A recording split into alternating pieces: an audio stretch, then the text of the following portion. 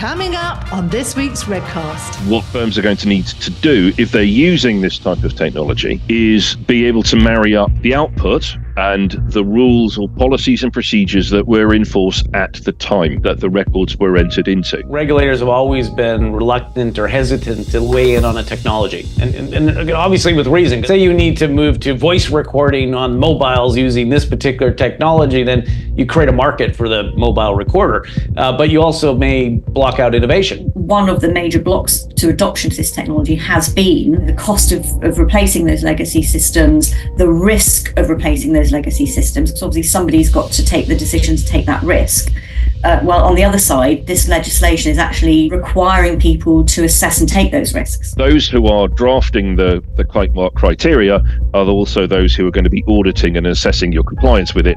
So it benefits everybody for the criteria to be as complicated as possible, which reintroduces or reinforces the barriers to entry that I think genuinely we need to continue to be breaking down. Hi, I'm PJ Di Giammarino, CEO and founder of JWG, and I'm really pleased to be bringing you another episode of RegCast.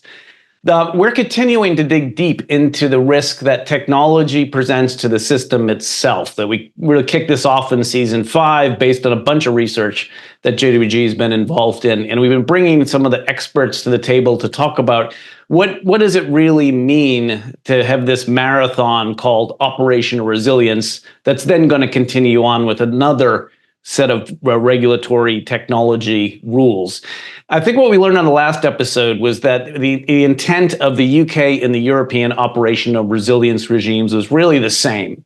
They take slightly different approaches, and the EU very detailed standards are going to definitely set a high bar for people, and the deadlines are really just coming into effect. As we record this, we're 80 odd days away. What people are beginning to realize is just how much detail there is to operational resilience and what it really means to be able to check some of these boxes. And there's a lot of variability in interpretation. So today we want to pivot towards what operational resilience means to technology. In other words, like what with the technology we use to run the financial services sector, what is it we could be doing better with RegTech so that we don't take all the screeds of paper that are documenting things today in spreadsheets that then link to code that nobody can remember how it works, and that link back to system and business requirements that weren't necessarily documented. Operational resilience is really going to change all of that. And I think with it means a lot of change to the infrastructure itself.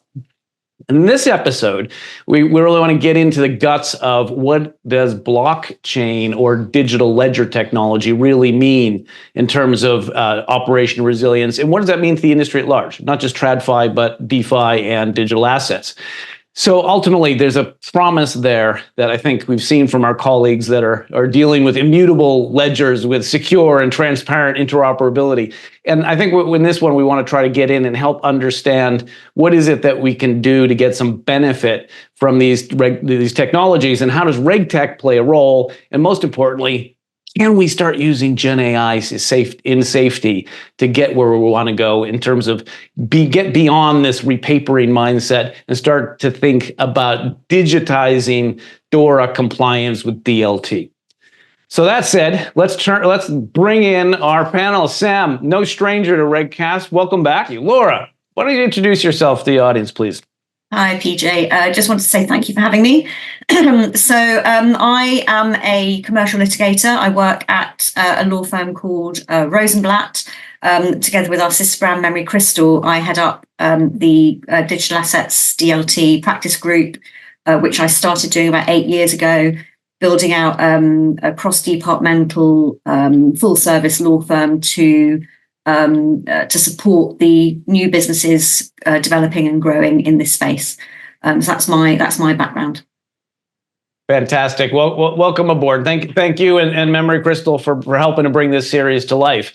I think one of the things we wanted to come back to on this discussion with Sam was how does blockchain really help with these DORA obligations that we spent all the time talking about on the last episode? Sam, in what ways can DLT really facilitate compliance in this space? Well, I think you hit the nail on the head perfectly in the introduction, which is the immutability of the evidence and the documentation to demonstrate compliance and to ensure that internally, at least, the records are as they were entered at the point at which they were entered. The thing that people always say about distributed ledger technology is the records are only as helpful or as good as they were entered into originally. So if you're putting rubbish in, there's rubbish already there. But as far as compliance is concerned, that's actually not a bad thing to have borne in mind, because if you're wanting to be compliant with the rules, then you have to make sure what goes in is good. So yeah, and I guess that's also what when you say the rules and compliance, obviously there's been some interpretation, right, for your specific business in the way you operate. Precisely, slightly different points, but yes, that is one of the challenges that I think we would face using distributed ledger technology for compliance, is that we have to be asking the right questions. You can't. There's little room for ex post facto reinterpretation of the rules that you were following. So, what firms are going to need to do if they're using this type of technology is be able to marry up the output, which is on the blockchain and therefore to a large extent immutable, and the rules or policies and procedures that were in force at the time that the records were entered into, because otherwise it's going to become exceedingly difficult to say to look back and say, well, my current policy and procedures said I should have done this, but the record says I did that. Now, why is there that delta? It could very easily be that the policy and procedure said something completely different at the time, and you were following it. Yeah, and I guess that's part of what we'll see as these rules evolve over time, right? So, for example, we don't have the reference language we should be using in our contracts. That's something that eventually we'll get from the authorities in next year, but we're meant to be going live now. So, as of the 17th of January, you'll have in your contracts what you have, and you don't really have a reference point for it. But hey, by Q2, that may all change. So you're going to need to be able to track the evolution of these obligations. There you go. Absolutely right. Yeah. Yep. And so the technology that will become available, to which I'm sure Laura can speak much more intelligently than I, will be useful for digital natives and for traditional finance firms to adopt the technology. That is not to say, of course, that we're ever going back to the point at which real digital advocates say that blockchain is a solution for everything. It is one very good solution out of a number that will be available. And Sam, just before we get to digital assets, let's talk about TradFi. I guess in your experience working with clients that have to face off to regulators and explain the way things work today, do you see much use of these kind of digital asset technologies, the DLT, in the shops today, or is it all still very manual? That depends on what you refer to as manual, because most, if not all, firms will have systems and controls in place that ensure if the appropriately authorized or responsible person enters a record into the system, that it can't be overwritten. There have been significant failures over the course of history where that has not been the case, and we've seen the fallout of that. Looking back to bearings and to the SocGen thing, slightly more recently, where front office who were entering the trades had access to the back office records to change the record of what actually took place. Yeah, firms have learned from that. which has long been one of the challenge, which is frankly why we have such a bloated compliance infrastructure today. I mean, you look at the 10 compliance officers working today for the one that I used to work with 20 years ago. It's just been massive process and people thrown at this problem. Yeah, so slightly different point, and that I completely agree. So the point I was trying to make was the immutability of blockchain, which is inherent in its makeup, already exists in firms using old-fashioned technology. They will have login restrictions, access controls, what you can and can't do with the data that has already been implemented. I guess it's old-fashioned, but it's also more risky, right? It's more risky, probably more costly, and not really up to scratch with what these new rules are asking for. I can't speak for every single system and process that is out there, but like I said, there are distinct advantages to using distributed ledger technology as a record of how one is complying and what one is doing to comply with the new rules.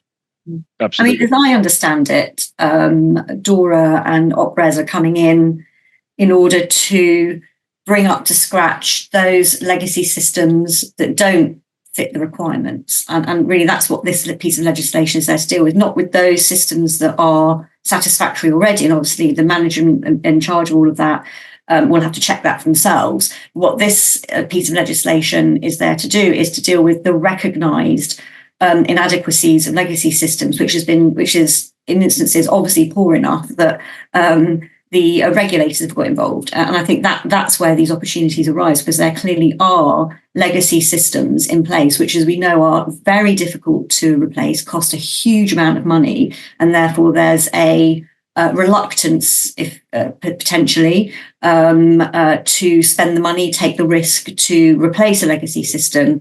And I think that's what this legislation is there to do, is it not? It's to encourage people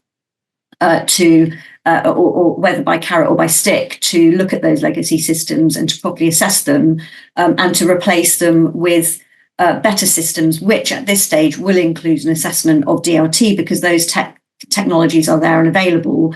And one would hope that if you're replacing a legacy system with new technology, that you would look at what's on the market and what the best in practice available is, which I would imagine nowadays will include an assessment of digital ledger technologies and AI as well, in order to also future-proof that new tech that you're bringing in. Yeah, interesting point. I guess regulators have always been reluctant or hesitant to weigh in on a technology, and obviously with reason, because if you say you need to move to voice recording on mobiles using this particular technology, then you create a market for the mobile recorder, but you also may block out innovation. But I think what, Laura, I hear you saying is that in this case, the regulator may push innovation, a bit to not name specific technologies, but at least strategies and approaches. I think that's right. Going through DORA, what you're looking at, it's the very name, digital. It's digital operational resilience. So they've recognised that there has been a jump forward in technology with these digital technologies that are there, in my view, and they are bringing a minimum standard of oversight that is required to ensure that these financial institutions are bringing in these new these new technologies in order to replace their old technologies that may not be up to scratch. Now, obviously, if it's up to scratch or not is something they need to look at internally and assess internally, because there are, as Sam says, I'm sure there are lots of fantastic systems there, but I think there is an obligation through these regulations coming in for everyone to assess that and to look at what is available. Yeah, certainly, and I guess it gives a slight advantage almost to those that are more digitally native. So the digital asset crowd must be looking at this as a big opportunity, right? Well, I would think so. I would think that it's a huge selling point for some of these companies, because a lot of them sell themselves to the TradFi businesses as ICT suppliers. their vendors, if they can market their product as something that would be compliant with DORA and would introduce a level of compliance with DORA, I would think that would give them a huge edge, and would potentially remove one of the blocks to adoption of this technology, because one of the major blocks to adoption of this technology has been the legacy systems, and the cost of replacing those legacy systems, the risk of replacing those legacy systems, because obviously somebody's got to take the decision to take that risk. Well, on the other side, this legislation is actually requiring people to assess and take those risks. So I would have thought that this would be a good selling point for these new technology companies to be saying, look, if you introduce us, this is how we can help you comply with your regulatory risks, which are coming in. Do you see the sector moving towards like a DORA kite mark or an OPRES kite mark? I haven't spoken to people about it. I'm going to start talking to people about it, and I can imagine that would. I mean, if it's a selling point, then I would imagine that is something that would be positive for you to be able to say to people. We would make you DORA compliant. Because there has been a reluctance for many reasons for people to adopt the DLT technology. I think that a lot of people mesh together the concept of crypto technologies, digital assets, and DLT. They are all different things, but there has been a negative connotation, unfortunately, that the market's had to get over. It is getting over. But this might well be something where you can say, well, look, actually, this isn't a negative technology. This is a positive technology. And actually, this, as you say, this is the kite mark. And this can actually, which is what I was always interested in, the underlying technology. And this actually would, I think, will turn the focus back to the positives of the underlying tech, and not just the DLT platform, the technology itself, but also looking at tokenization of funds and assets, where you can, where you have programmed assets which can link in with your DLT technology and can provide all sorts of efficiencies and benefits, which again would tie in with this sort of regulation, I think. Sam, you wanted to comment? I wasn't going to challenge anything. I just think it's an interesting path down which we could go on the kite mark idea, because kite marks are, by their nature, difficult to get hold of, and a badge of honor if you're ISO whatever compliant. And so, ironically, if there are only a few firms out there that are kite marked, we end up in a situation similar to, we risk ending up in a situation similar to that in which we find ourselves now, which is, first, there is a barrier to entry for smaller firms who, especially as having been involved in the attempted establishment of similar standards like as kite marks in the past for algo trading. Those who are drafting the kite mark criteria are also those who are going to be auditing and assessing your compliance with it. So it benefits everybody for the criteria to be as complicated as possible, which reintroduces or reinforces the barriers to entry that I think genuinely, as far as DeFi and startups and technology firms and fintech is concerned, we need to continue to be breaking down. And the second thing is, if you only have a few kite marked providers, then ironically they become critical to the overall market, and therefore they become systemically important, and therefore they themselves become critical third parties. And so it's sort of critical third parties all the way down, a la Terry Pratchett, which is a quote I'm sure PJ knows and loves, as I use it every single time. So I think there's a balance to be drawn, I think, on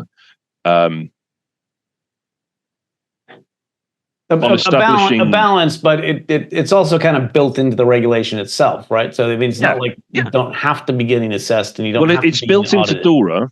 very much more built into DORA than it is to the UK rules, as we would have expected, and I think we discussed last time, PJ.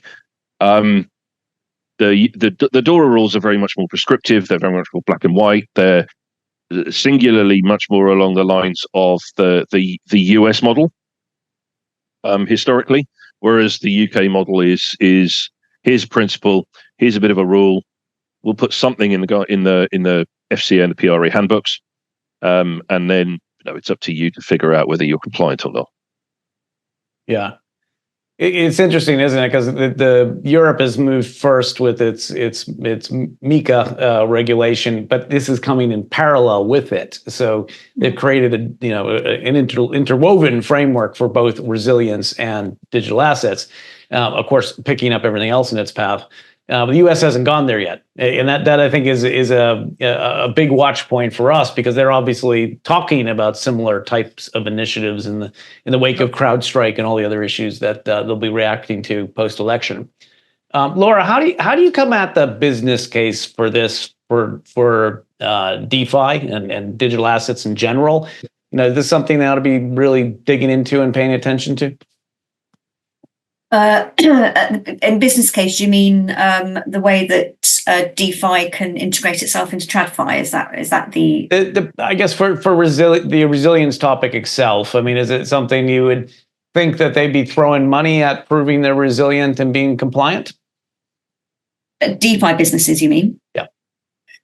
Well, if it applies to them, then obviously they're going to need to. So I can see that DORA applies to CASPs and stablecoin issuers and people like that. So if they're based in Europe or have a touch point in Europe, then they're going to have to comply. So that's something they're going to be, I would say, very keen to do, because these new technology businesses and digital businesses are very, very keen to have a stamp of credibility because of the negative issues that arose with crypto in the early days, and lack of regulation, lack of recognizable compliance has been an issue in the development of the industry.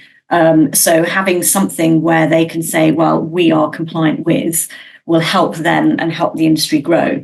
And the fact that this will go in Europe first, I think will do well. So you've got a lot of businesses that have established themselves in other jurisdictions other than the UK, because they are going to those jurisdictions in order to have the recognised legislation that they can say they're compliant with. So I know a number of institutions, for example, or these businesses are opening in friendly jurisdictions such as Germany. BaFin's been quite friendly, giving banking licenses and EMI licenses to people, and I know that they've been involved in working with the regulators and the governments around the implementation of MiCA and the rules, so that they can almost like to try and future-proof it. I know they've not been happy with every part of the wording that's come through, but they have been very keen to get this sort of regulation through. So yes, I think they will welcome this type of legislation, because it will give them that input, that mark of that sort of, you refer to it as a kite mark, but it gives them the ability to say to the financial institutions and individuals that they are selling their businesses to and their products to, that they are compliant and they are trustworthy, and they really do want to have this kind of legislation to comply with, in order to move away from the negative connotations that the crypto scandals of the past and the negative side of crypto, which you have with everything, but unfortunately has had a lot of press, has brought to the market. So I think that's going to be a positive thing. Yep. Yeah, and it'll be a much broader discussion about digitalizing the compliance process than I think they currently have today. I mean, I generally hear the digital asset crowd talk about AML as if it were all the compliance obligations. And I think that what these new regimes are going to be doing is really impressing upon them that that's just not the case. I mean, Sam, in your experience, you've been to some of these events with me. What do you think that the digital asset crowd is starting to get, that the compliance obligation is really that large and that fundamental? Yes, I think it's a short answer. Well, I see that particularly in the UK, where we've taken a different approach to the EU's so far, where there are no separate regimes for digital assets / crypto and TradFi. There's a recent bill that's come out about property ownership of digital assets, and the FSMA perimeter is moving to incorporate some digital assets. And as you become part of the perimeter or inside the perimeter, the full weight of the rules apply to you, and that's been obvious to everybody who's been paying attention. So no, I think it's obvious to everybody involved. Yeah. Yeah, and I think the digital crowd talk about AML in this jurisdiction because if you are not, if you don't come within the perimeter, as Sam just said, and so you're regulated in any event because you are running a traditional, what would be classed as a traditional financial product service, whatever that would come within the regulations. Your obligation here in the UK has been to be registered on for AML. So that's why they focus on AML here in this jurisdiction. And obviously the latest thing that came out last year, needing to comply with financial promotion regs and all that kind of stuff. But if they are servicing and wanting to service financial institutions in Europe and come within the DORA regime for that, then that again they can use that here in this jurisdiction and say, well, we service these European financial services and therefore are DORA compliant, and I think that will help them. Yeah. There's another reason that maybe it's unintentional that this is going to help them. That if they are providing DORA compliant services to regulated financial institutions, then their customers are going to have to know significantly more than they probably currently do about the protocols of the ledger technology themselves, which has as far as I'm concerned, openness, lit markets, information sharing is always a good thing.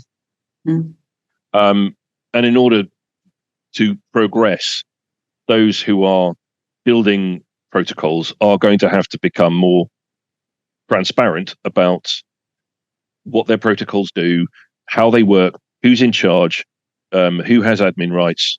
And for various reasons, I was looking at the beginning of the year as to how one could change a block on the Bitcoin protocol, and absent administration rights, the consensus among the technology community was that a block would not be completely immutable until at least the 8 or 9 blocks were on top of it. So that it will be important for a client who is using a distributed ledger technology to implement an immutable record of compliance. Like that kind of thing. And do you see then that means we have more standards? I mean, there's tons of standards already. I mean, but it's not about standards. The standards are out there. Everybody who is sufficiently technologically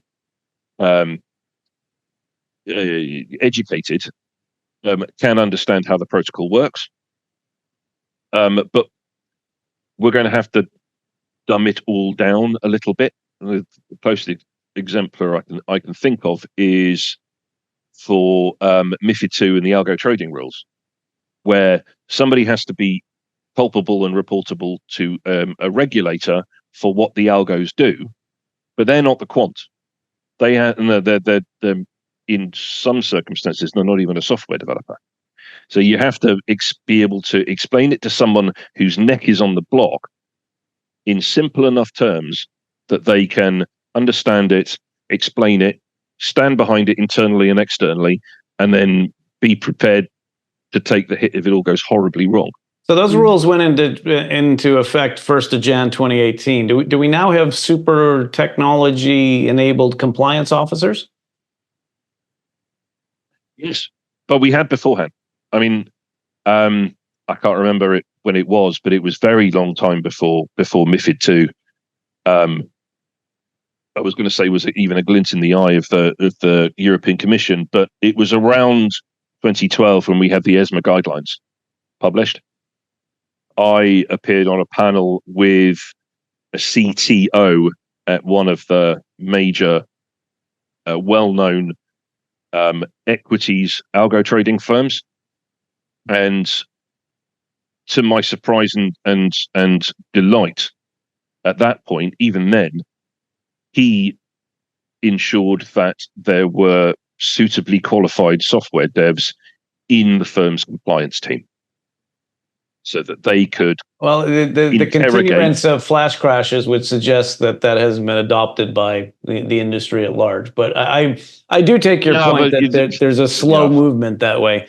I guess the gist of my question here is: will DORA accelerate that? Will DORA, by definition, and the operating regimes generally, require more technical expertise with compliance? Is the question, does it move it away from compliance and further up the chain to others who are responsible, and therefore makes the requirement to be aware of what is available and out there broader among the management team generally? Because that compliance function is kind of being extended, is it not, through DORA onto them with a personal liability attached. And as a litigator, I tend to find that where there's a potential personal liability attached, people are more interested. Yeah, that's certainly true. Yes, yeah, absolutely right. Which in part is why the Opera's crowd is so cyber dominated, because cyber tends to be a first line function.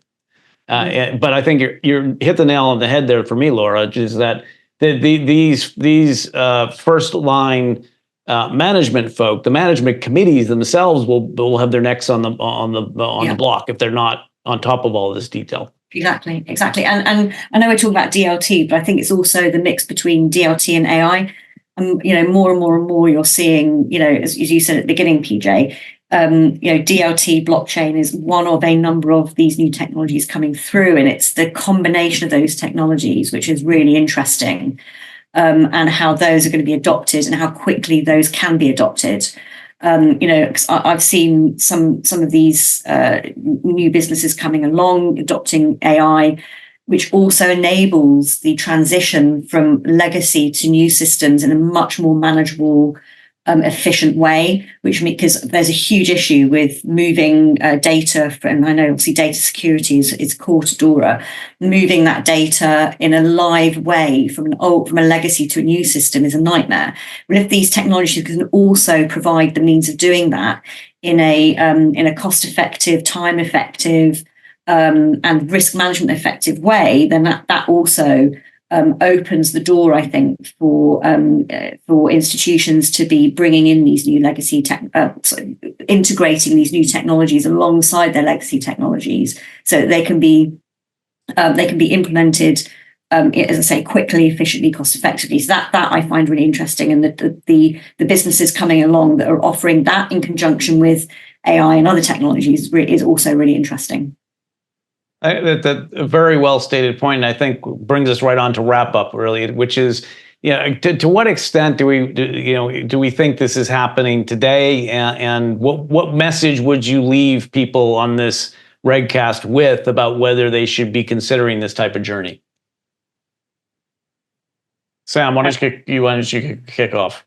Oh yeah, sure. Well, it is already happening. It's been happening for a while. There are products that have been around for a very long time, and most of them started out attempting to do something completely different, but where they've ended up is along the lines of we just discussing an immutable record of something within a firm's or a wider market's activities. So it's already there. The template is well used and understood. And as Laura's been saying, we should embrace it and cease to fear it. Excellent, Laura. I think my message would be that these new technologies are becoming more common. I think people are gradually becoming more accustomed to them and to talking about them. We're seeing a lot more interest and adoption in TradFi businesses. I think that's going to accelerate.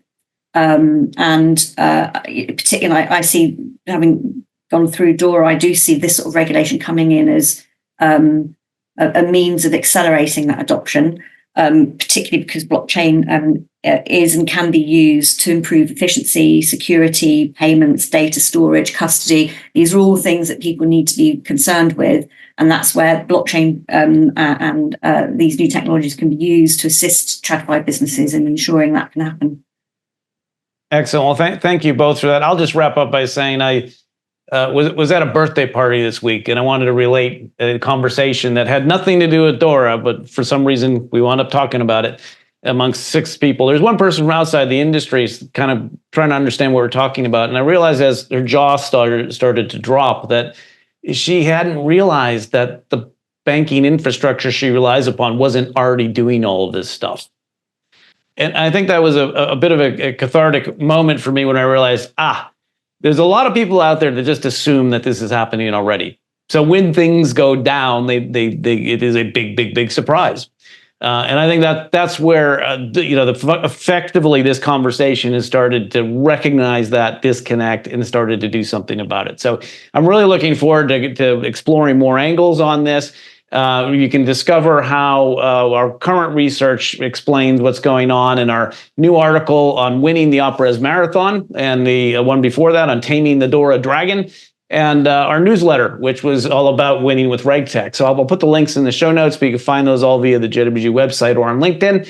And I will thank you all very much for your participation. Sam, thank you for hanging in there again. Laura, thank you as well.